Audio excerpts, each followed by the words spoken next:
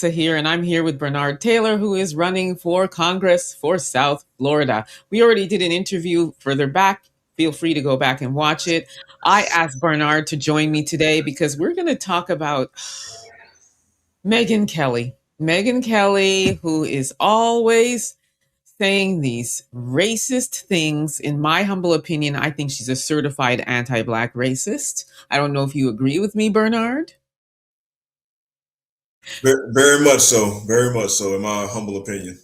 Yeah, and so she made this comment about Haitians, as we know that the Trump administration is basically canceling temporary protective status for Haitians and Syrians, and she made a very, to me, very, very anti-Black racist comment.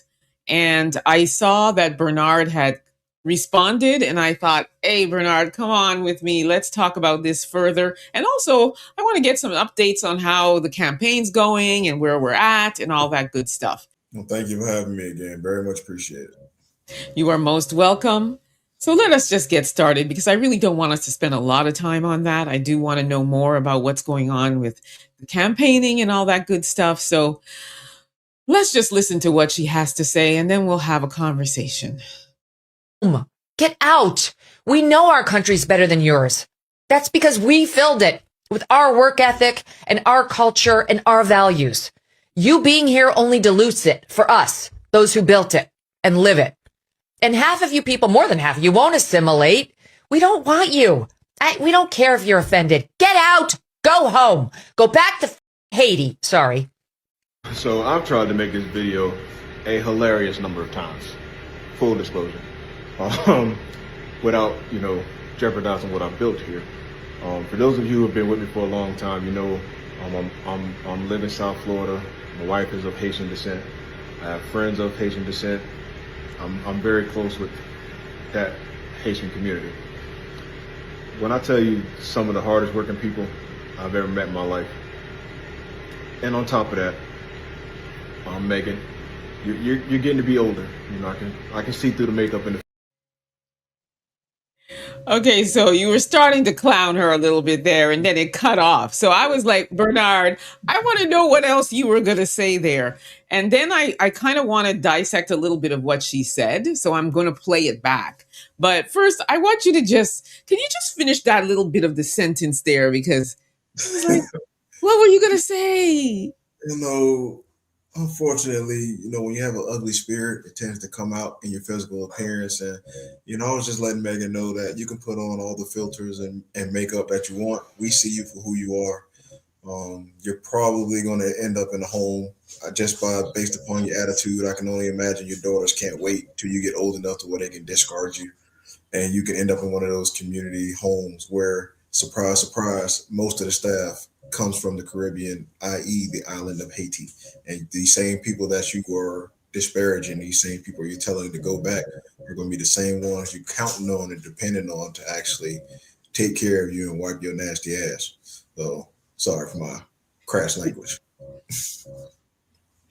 Oh, I agree with you 100%. And then I'm also going to add, this is a woman who has made comments like this in the past where, to the point that she's had her shows canceled and all that good stuff. And now she's on this platform and doing much of the same thing. It's like, do you ever learn from past situations and things that you do or say? Absolutely not. You know why? Because I always say you cannot train anti-Black racism out of an anti-Black racist. So no matter where they go, no matter what platform, no matter how many levels of punishment they go through, it never stops, right? So this is who she is. She's cooked. That's who she is. I am really happy that I'm seeing people responding to this. While some people may say, I'm not even going to give it any life, I do think it's important because we're talking about people's lives. And to your point, you were married to a Haitian woman. You were saying that Haitian people, at least the ones you've come across, are some of the most hardest working people. And there's some other things that she said within this thing that to me, it's like, well, wait a second, hang on. So I really do want to rewind it and have that conversation because once again, She's putting herself in things that she has no business in, like her people, her culture, all of that good stuff. So let me just play it again and stop, and then we'll talk about it. Get out. We know our country's better than yours. That's because we filled it. I already had to stop. She said we filled it. What would you like to say to that, Bernard? You filled it. You filled it. That's very interesting. You filled it with who? You filled it with what? What did you fill this country with? And who is this we that you are including yourself with? Last I checked, when I was reading my history books, there were already people here who filled this country before people. And they didn't look like her. Exactly. And then in terms of filling this country, I don't recall you just saying, hey, why don't you guys come over here, hang out, help us build this country? I distinctly remember you kidnapping people from their homeland to help build and build your country. That's just in the books that I've read. I don't know what books that she has read in her life, but I think they might have left some important parts out. I don't know what color the sky is in her world, but that was the first false categorical false statement that she made. Let us keep going. Our work ethic and our culture and our values. The word culture. Oh Lord. yeah, culture. And then what culture is she speaking of, Bernard? What culture? I don't know. I've been trying to find this culture that they speak of that is supposed to be prevalent in American society. As I have ventured throughout this great country, I've seen numerous cultures. Lastly, to believe of European descent, if you will. I know a lot of cultures that are prevalent in this country that come from other places. I know a lot of people who influence the culture of this country definitely don't look like the lady in this video. I refuse to say her name. Because at the end of the day, again, we are the culture setters, and the culture that they tend to enjoy, whether it's, food from the Hispanic community or music from the Afro-Caribbean community, or, the fashion sense from the African American community. Like, all the culture that they claim to be proud of comes from people that don't look like them. The culture. I'm just going to wrap it up by saying you don't have any culture. Every single bit of culture has been appropriated. Mm-hmm. And that culture is ours. Absolutely. So when she says that they need to go back in our culture, once again, false statement number 2. You being here only dilutes it for us, those who built it and live it. And half of you. For us, those who built it. Excuse me, but you didn't build nothing. Neither did those that look like this lady. They didn't build anything. What have you got to say about that, Bernard? Again, it's just a slap in the face to what we've known to be true. We know how this country was formed. We know what the basis of this country was formed off of. We know that this country has become a superpower and a wealth power because of over 200 years of free labor built upon the backs of African American enslavement. We know that to be 100% fact. We know that the house that the current administrator of our country lives in was built by Black people. Exactly. Everything that they have, everything that they hang their hat on, was built by the blood and sweat and tears of people that don't look like them. So to sit here and act like, your ancestors, built what you are taking advantage of right now is just patently disrespectful and patently false.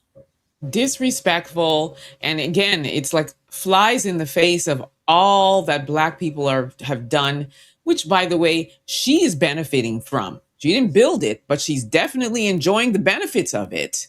So, here's somebody that's supposed to be an attorney, that's supposed to be intelligent, I should be learned, yet you don't have any clue about the history of that country that you want to call your culture and you built by us, I would like for her to name one person that looks like her that's responsible for building that country. I want her to name one person that looks like her that's responsible for the culture of that country. That's what I would like. Because, I find when people just say these kinds of things, especially like that lady, give me proof. Where's the proof? Let us No, keep going. absolutely. Absolutely. People, more than half, you won't assimilate. We don't want you. We don't care if you're offended. Get out. Go home. Go back to Haiti. Sorry. Oh, okay, I've had enough. It's like literally I'm ready to just lose my lunch over this woman. So, in closing, I'm just going to say, and I've been saying this for the longest time, I'm in Canada, but I'm also an American citizen. So, I've spent a lot of time in the United States. And I have made a point of learning about the history, of a country that I love. Love my brothers and sisters there, love my brothers and sisters here in Canada, and I love the benefit of being able to go back and forth. But I also thought it was really important to learn about it, right? So, what I would say to somebody like her and anybody else who wants to like say, "Oh, go back to where you came from," because we hear it here too. Like I can't tell you the amount of times, Bernard, that I've been told just randomly on the street, "Go back to where you came from." And again, knowing the history of Canada, which, by the way, those same people who were telling me to go back, we were here before they were, right? So it's really important to understand the history of the country. That's what I will say to all that look like you who want to be saying, "Go back. We don't want you here. Our culture, we built this," is be quiet, listen, and learn. Educate yourself before you open your mouth. One of the other things she said after that was, again, another false statement, and I didn't even want to play it because I didn't want to give it any airtime, is that she mentioned something about the Haitians and pets, right? Just perpetuating that false narrative that came from number 47, who I refuse to say his name either, when he was saying they're eating the dogs, they're eating the pets. And that's really linked to a one that looks like her, who reported her dog missing, which was then returned to her. But then that became this false statement that that president said, and everybody was creating memes and all this stuff. And these poor Haitians, do they really need to go and eat pets? Like, really? So again, she's false statement after false statement after false statement from somebody who should really be responsible.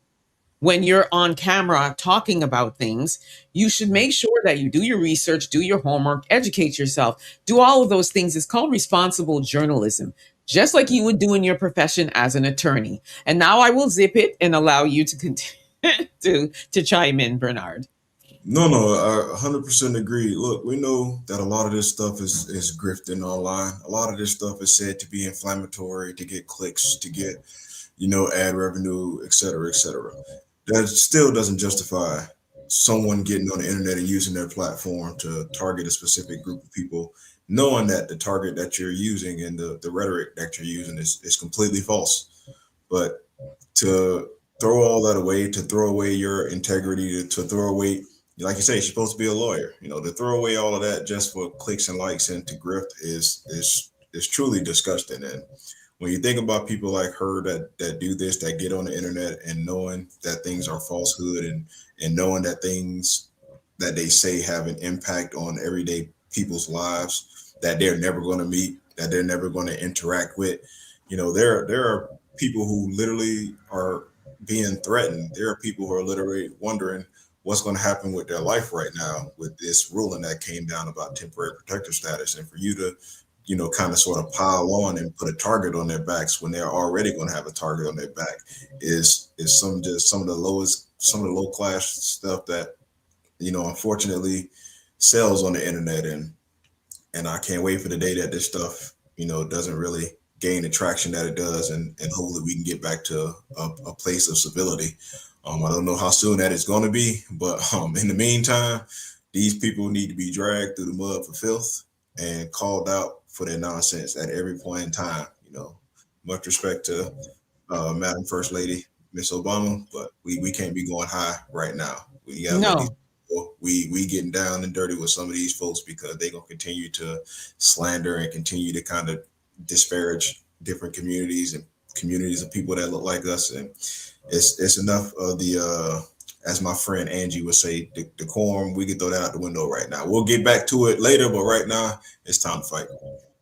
exactly. And I will say this because yes, there's probably maybe some immigrants that are in Canada and the United States that are not doing the right thing. They might be committing crimes and all that.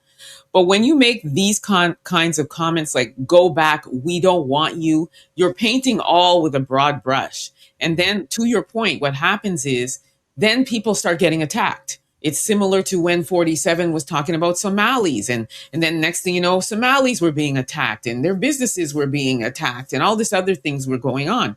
So now we're back to this. And then when you have people like her, again, who are perpetuating lies, right? You're lying on these people, then those who are actually here doing good, building lives for themselves, like you said, some of the hardest working people that then that becomes a problem. But I do have a question though, because it is called temporary protective status, right? So now with the administration saying that they want to end that, are they actually doing something wrong here? No, again, you have what is called temporary protective status. So it is temporary. The word temporary means not forever. And we understand that. The problem is, again, with the immigration system overall, as far as having a streamlined process to be able to establish citizenship, establish work visas, to establish asylum claims and process them accordingly. Right now, our immigration system is not focused on doing those things. They're focused on, sending people back to, war-torn countries, sending back to potentially be, murdered, unfortunately. When you look at some of the things that are happening over in Yeah. Haiti, the things that are happening by the gangs that control Haiti, for a lot of these people, you're sending them to potentially lose their life, which is why, again, with temporary protective status, it's temporary, yes, but it can also be renewed. And if you know that, or extended, and if you know that by letting this status expire, you are potentially, signing a death certificate for people. It takes upon yourself to, have some kind of humanity about you to possibly even extend this thing out until maybe Haiti gets a little bit more stabilized, or things can be better for them to go back to their home. Or, best case scenario, you build a flourishing immigration system that actually helps to process these people who come to our country and help, you know, do jobs that people don't want to do and help, flourish in our economy and help build things and not really receive any of the benefits because they don't, they're paying into Social Security, they're paying into all these different things that they don't benefit from. So there are different ways to go about things. There are humane ways to go about things, but when you have no humanity about yourself, this is how you act, this is how you behave, and it's unfortunate. Yeah, and to your point, temporary protective status is temporary. We know this. Those who apply for it know it as well. Similar to here in Canada as well. What's been happening here is a lot of people who have like temporary visas and their visas are set to expire. What they do is they just go back and instead of going through the process, which is like you said, apply for an extension, they're going and applying for asylum. So then that also buys them time, right? So you just basically said a lot of things that you suggest. So if you were, the mayor of a state that is heavily populated by the Haitian community, how would you handle this, or how would you even fight this back? It's about establishing the economic and civil benefits of having Haitians in our community. When you look at the governor of Ohio, Mr. Mike DeWine, actually came out and said, the benefits of having these Haitians here in Ohio has really galvanized their manufacturing sector because these people are coming and they're actually working. I watched the interview with a manufacturer company out in Ohio whose work staff, I believe, is 10 to 12% Haitians. And he said he wished he could have 25 to 30% because they come to work They don't miss days. They don't take time off. They don't have drug habits. They're not burdened by anything else. These people put their head down. They come to work. They meet their quotas. They exceed their quotas in some aspects. And he wish he had more of them to be able to work, and being able to tell those stories to the public and let people know that, hey, these people are just coming over here to, have a better life and make a better life for themselves. When you look at my area here in South Florida, being that we are so close to the Caribbean, we have a huge Haitian population here as well. They're very much ingrained to the everyday fabric of our economy and our lives. Especially in my field, working in healthcare, most of our senior living facilities and nursing homes, a lot of the staff are Haitians and are of African American and Afro Caribbean descent. So you potentially talking about, putting a target and crippling the home health care and senior nursing facility communities, because despite what may be out there in the world for people that look like the lady we were talking about earlier, y'all not taking care of yourselves when y'all get old. These nursing homes are not filled with people that look like you on the staff. They don't feel like you in the beds. The staff is full of people that look like me. And that part. I really need y'all to understand, again, these people are coming over here and doing some of the most noble work that I know of, and for you to put that target and treat them like that is truly, truly disgusting. And bless their heart, man, and bless our heart, because we just don't know that level of evil and inhumaneness, because we still show up to help these people, and for those that work in those facilities, take care of these people and make sure that they're doing okay, even though, again, you have people like this out here, targeting them. Yeah, and I always say, us as Black people, we're just innately kind people, forgiving for sure. We give a lot of grace. I mean, we've been going through this, right? But I'm just going to pivot a little bit, because one of the things that I hear a lot from a lot of Black Americans is there's some anger because they feel like these immigrants come and they're getting and afforded much more benefits and everything, more so than Black American citizens. So there is a subset of Black Americans that will be like, yes, send them back. We're tired of them. They're taking, as number 47 said, they're taking the Black jobs, So how would you respond to that? Even like within your campaign, if you hear Black Americans saying, yeah, we want them to go, we agree with Megyn, we want them gone. They're just getting way better than we are. I will again point to the industries and sectors where the immigrants are actually fulfilling roles, and I try to talk to those quote unquote foundational Black Americans. And I'm like, do you understand? Like, okay, so do you want to go work in the strawberry fields? You want to get out here and cut this sugar cane? Do you want to be in hospitality? Are you really clamoring to be in these senior homes, wiping these people's ass? Is that what you want to do? And then the jobs you're talking about? Because that's where I see these people taking work. And they, every time I start talking like that, the eyes get big. I'm like, exactly. Like, don't get out here disparaging people and going off these wild talking points without actually looking at the numbers and looking at, how these people impact our society and how they make things better for us. And again, you're talking about taking jobs and taking careers that you're not even interested in, that you're not even trying to get involved in.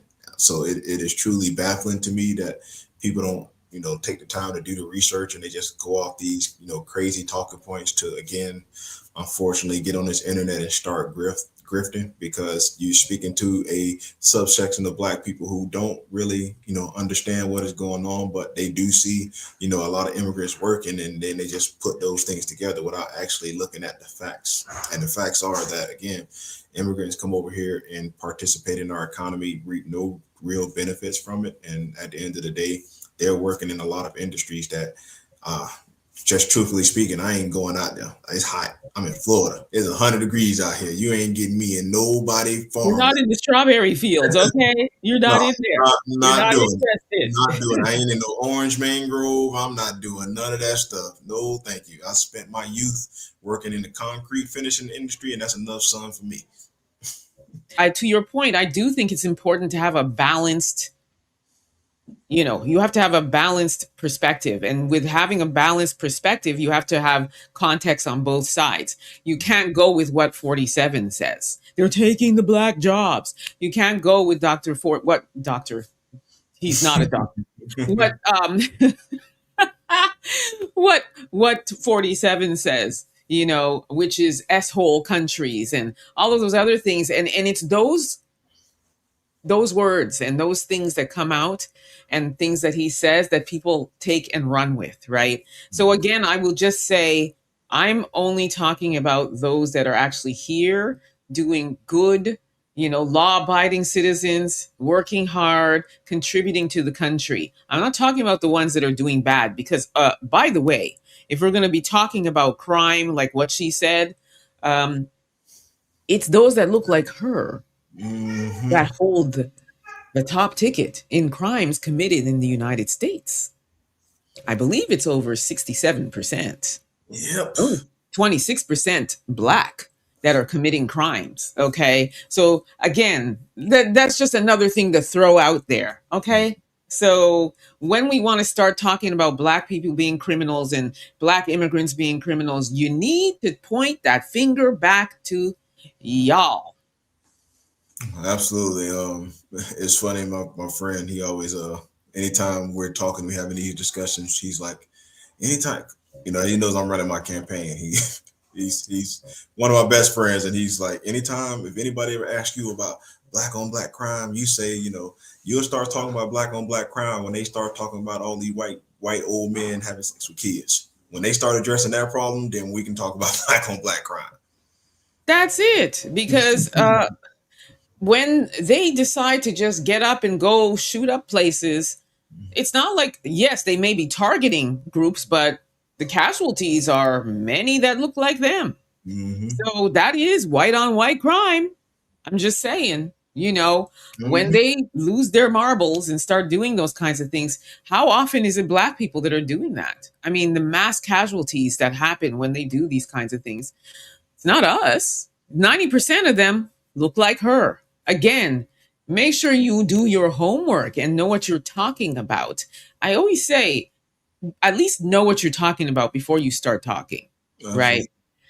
So I'll just say again, like, do your homework, educate yourself, be responsible in your journalism, and stop with these inflammatory comments and talking points that inflict harm on people that don't deserve that really are coming to do the right thing. And to your point, go through the process in a humane way.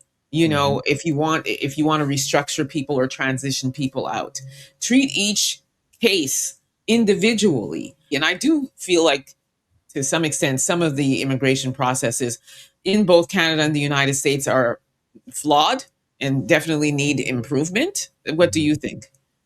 No, 100%. There's no reason why the wealthiest country in the world, we can't figure out how to streamline our immigration process. We know the immigration system stays broken, so people have things to run on every 2 to 4 years. But the fact of the matter is, we should be able to streamline our asylum process, make sure we get more people involved in our immigration system in terms of lawyers and judges to be able to accommodate for the volume of applications and volume of people that are trying to seek asylum and work visas and these different types of things. Be able to make sure we're conducting thorough background checks of people that are getting into our country, so we aren't just letting any old person come on in here. And then making sure that our border is safe and secure, and making sure that, again, it has enough border patrol and enough staff to be able to accommodate that. We're not naive enough to not understand, like, our country is a country for opportunity if you can get here. But we need to make sure that we are having a process that not only allows people to come, but make sure the process is streamlined, the process is humane. And at the same time, I also try to tell people, like, we have to make life better for citizens here.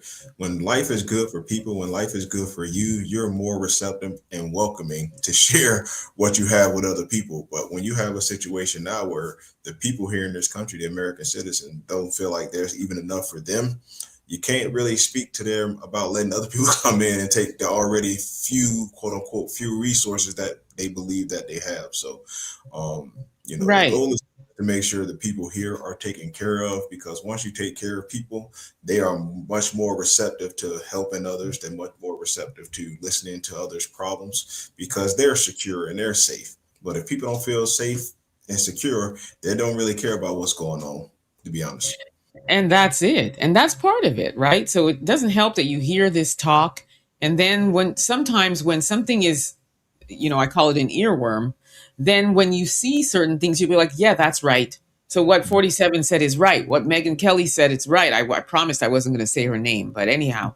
So it's like, oh, yeah, I see that Haitian person and they're working on the street doing construction. That could have been my job. That's what I'm saying. I always like to balance things out before I, make comments, but what can we expect from people like them? The fun part about that conversation is it's not even, oh, that could have been my job. It's no, that could have been somebody else's job. I'm not even worried about it for me. Right? Exactly. Because I don't want it. Exactly. I don't want it. But anyhow, I think, that's enough of this woman. I am so interested in knowing how things are going now with, your campaign and things. Like where are we at with that? I would love to get an update. So campaign is actually going great. Today is the end of quarter filing for fundraising. I am pleased to say we have crossed the $600,000 mark in terms of money raised. So the momentum picking up behind the campaign. We have been involved in over 120 some odd events across our district. We've been hitting these doors, making phone calls, and truly getting the word out as best we can. I'm feeling really good about my chances in the primary election on August 18th. And I'm confident that we're going to win the general election come November 3rd. So it's truly been an eye-opening experience. As we get closer to these elections, obviously the critics and the attacks are starting to ramp up a little bit. So of course, bracing for that fun stuff and being able to respond in the way I need to. But at the end of the day, I'm still I'm having fun with this. I'm out here speaking to what people desire, what people want, and making sure that people know that I'm the people first candidate, and that's what we're doing, man. And I'm truly humbled by where we are in our campaign, and I'm excited to see where we're going to go. Well, this deserves this. That is great news. I'm so happy because I remember when we had our discussion, it was a while back, and I'm following your journey, and I was like, we need an update. We need to know where you're going, how everything's going. So it's looking positive. It's looking like Bernard Taylor, Congressman. Yeah, it's trending in the right direction. We'll definitely. I love it. I love it. I love it. What else what else would you like to ask from our viewers to, sort of to help to support? Please continue going to bernardtaylorforcongress.com. Please spread the word about the campaign. Make sure you're following us across all social media platforms at Bernard Taylor for Congress. Share my message, share some of the things that I want to do, share whatever content you see of me out there. Contribute. Yes, we passed that big money mark. We still need more. There's a lot of advertising and a lot of, door knockers and a lot of canvassing. There's still a whole lot of work to be done. We're not even at the general election part yet. So we got to ramp up and get ready for that. So you can go to bernardtaylorforcongress.com and hit that contribute button as well. If any of you watching are in Florida, I need you to understand a few things about our state. First of all, our state is a closed primary state, meaning if you are not a registered Democrat, you cannot vote in the primary election to determine who the Democratic nominee will be. So you have to be registered as a Democrat by July 20th in order to vote for me in the primary. So all my independent friends out there and even some of my Republican friends who want to support what I'm doing, I need you to switch over to be a Democrat for about 6 weeks. And then you can switch it right back. Once the primary election is over, you can get the ickiness off of you. Just switch it right on back. Oh my goodness. Yes. Yes. Our primary election is August 18th. So we have just about, I want to say 50 days away. Okay, you heard that. You got the dates, you got everything. And of course, I will put the links below so that you can, support. And let's get Bernard Taylor for Congress. Okay, we need that. We need people who are boots in the ground, who are relatable, who genuinely care. about the people, about our people, about the state, and that's what we want. So we have to really understand our power. And I feel like oftentimes we don't. Oftentimes we really, really don't understand how much power we have. And also understanding that our voice matters. I know even here in Canada, a lot of Black people are like, well, I'm not going to bother voting because it's just going to be another liberal government. And so we're already have this defeatist attitude, and we shouldn't do that. Our voices matter. We live here. And if we want the world to be a certain way, we have to use our voices and go out and vote. So vote, vote, vote. And that's what I have to say. But I just want to say in closing, how is your wife doing? Because I do know, as you mentioned, that she is Haitian. How is she feeling about this? My wife, she's a strong lady. You got to be to deal with me. No, she's taking everything in stride. She tries to make sure everybody's informed around her and her family and knows the things that are going on. Fortunately for us, my mother-in-law lives with us as well, so pretty much, her core family, her mom and her brothers and everyone are safe. It's more so the extended family and, friends and things like that in the community. We've seen ICE over the last year be indiscriminate in terms of who they try to pick up and Oh, yeah. who they targeted and things of that nature. So it's not really even just, speaking specifically to the Haitian community, but the Black people in general. Because if you think that these people really care to determine, what island you come from, they will pick you up and figure that out later. So Yes, they just see Black. yeah, so Period.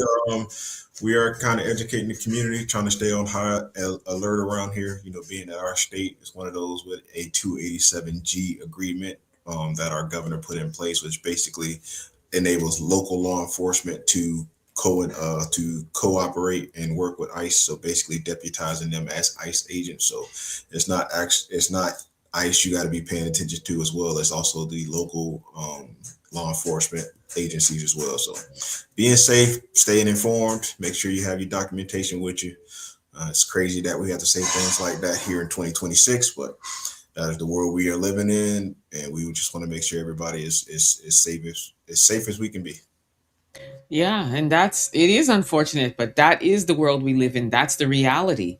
So again, we need to use our voices and just, this may sound very simple, simplistic, and I feel like unattainable these days, but just be a good human. That's it. It's getting Just harder and be a harder. good human. It's getting harder and Wake harder up, to find this, man. right? Like, Yeah. wake up with intention, wake up with integrity. Like, the amount of negative and toxic energy it takes to get up, choose the attitude of being this visceral person, and use your platform to just sprout off vile, hateful things that perpetuates that hate. It mystifies me. It really does. It mystifies me. So that's why I said it may sound simple, and I want it to be simple, but it's literally not simple. But I'm just going to say, just be a good human. That's it. Well, the one thing we can't thank 47 for is kind of exposing that we are the minority in terms of just good people, unfortunately. And it seems like it's been that way since the beginning of time. We were the minority 400 years ago and counting. And, we still maintain the kindness. When I do a lot of my reports, I'm always saying the same thing, like moreover, which is we don't go around saying these kinds of things. We don't make hateful comments. If we are making any comments, we're usually responding or reacting to something that's happened against us. But we don't just innately go around telling the folks go back to Ireland, or we don't do that. We're not racially profiling if they come into an establishment where we are. We're not, as Black cops, we're not pulling over the folks and racially profile. We don't do these things. Never have. So again, I say, you like to appropriate our culture. Why don't you appropriate that part? The other part, absolutely. Right. Well, why are we never appropriating that part of who we are? Everything else, but not that. You got to put that on a t-shirt. That's a word right Right? I had bars, Bernard. I had bars. That was bars. Absolutely. Anyway, this was great. Thank you so much, Bernard, for taking the time. I will put all the information below. Family, support, support, support. Vote, vote, vote. Your power matters. Your voice matters. Remember to do that. Thank you again, Bernard. We will stay in touch. We'll keep having you on to update us on where you're at. And I appreciate you coming on and having this conversation about that white lady. Thank you. Thank you very much. In H-Town, we want news that speaks truth, just like we do. ADNC keeps me informed and him inspired. We've been through too much to trust mainstream media. This feels like us. From the D to the diaspora, ADNC is how I stay woke. We binge ADNC like it's Netflix, but smarter. They speak on us, but never for us. ADNC does. No fluff, no filters, just the truth, daily. From Wall Street to 125th, we're watching our news. Download the African Diaspora News Channel app today to stay connected to the culture.